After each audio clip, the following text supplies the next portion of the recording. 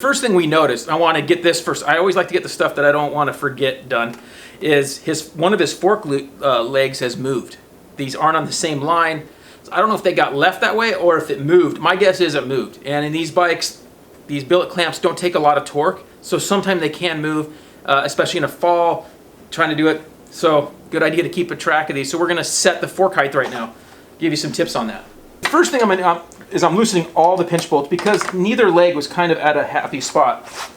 Now I just noticed that this leg is fallen right down to where I want it on the second line. So I'm just going to snug this one up and then I'll take a measurement. Now you can do this by eye, it's totally fine. I like to use calipers. So these are just snug now, like that tight. I'll come back and torque them. We'll talk about that too. A lot of guys get on me for not torquing everything. I do torque a lot of things and certain things that are very important like forks. And one of the reasons you want to torque the forks is if you over tighten these, the forks won't work correctly. And if you under tighten them, then they can move. So now I'm coming down to that second line like my other one. And I'm pretty close. And you can get little calipers like this for 30 bucks on Amazon. Okay, so I got to move this one down a hair. And this can take a little bit going back and forth. It's a little easier if you get two people, one guy moving and one guy measuring, but not a big deal. Now I'm going to snug these back up. Now this could be a good time if you want, is you could tighten up your front end if you want. So I'm going to check it right now. What have you noticed, Rado? Is it too loose? No, it feels pretty good. Yeah, it was okay. You pretty happy with it? Yeah.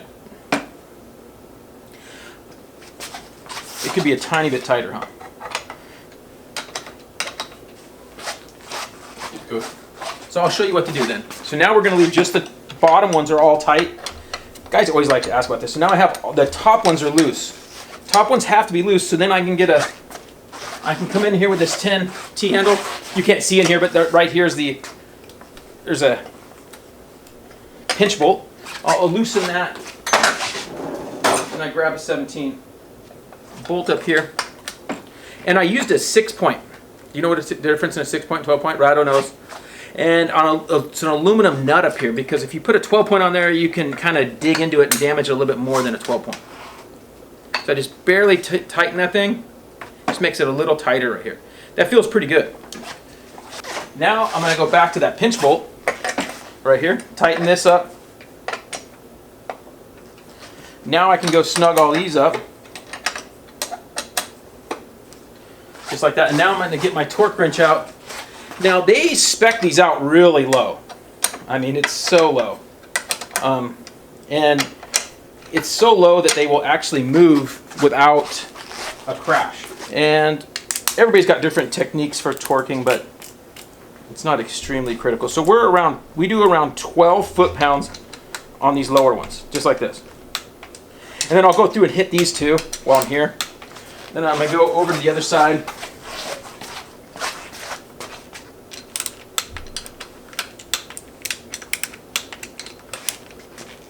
Now, when you do these, you want to do it and then go back to the other one and go back and forth a couple times.